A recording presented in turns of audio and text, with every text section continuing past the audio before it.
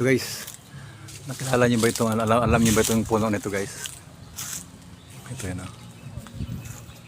Ito ay bugnay sa Bisaya pa. Sa Tagalog ay bignay. Ay guys, ang dami niyang bunga.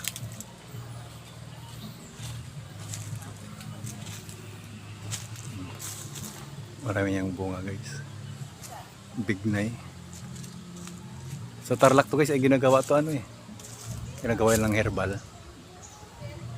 Ano. Bignay siya. Ito guys ay kinakain ito. Ayan.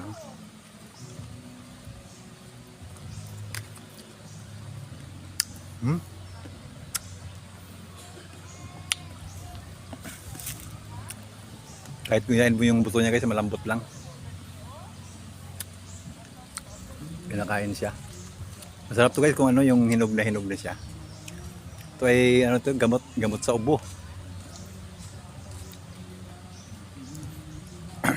Maraming dito sa ano, basta mga probinsya. Maraming mga ganito. Kinakain din ng mga ibon. Ayan.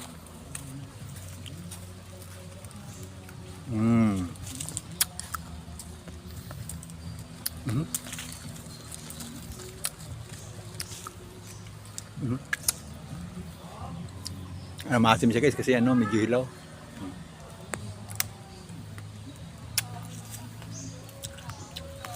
Pero yung asim niya,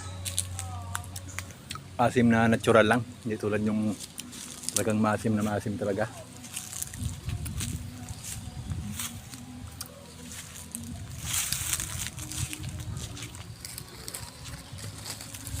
Marami siyang bunga, maliit lang na puno pero ano siya, ito.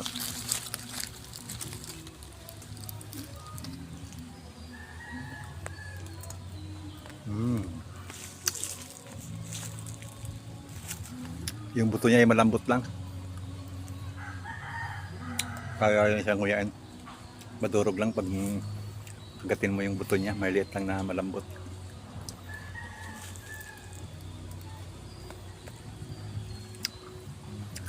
Bugnay tawag sa Bisaya.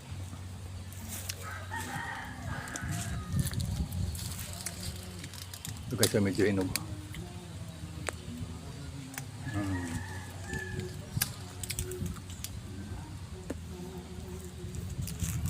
So guys, bye bye guys. Thank you for watching.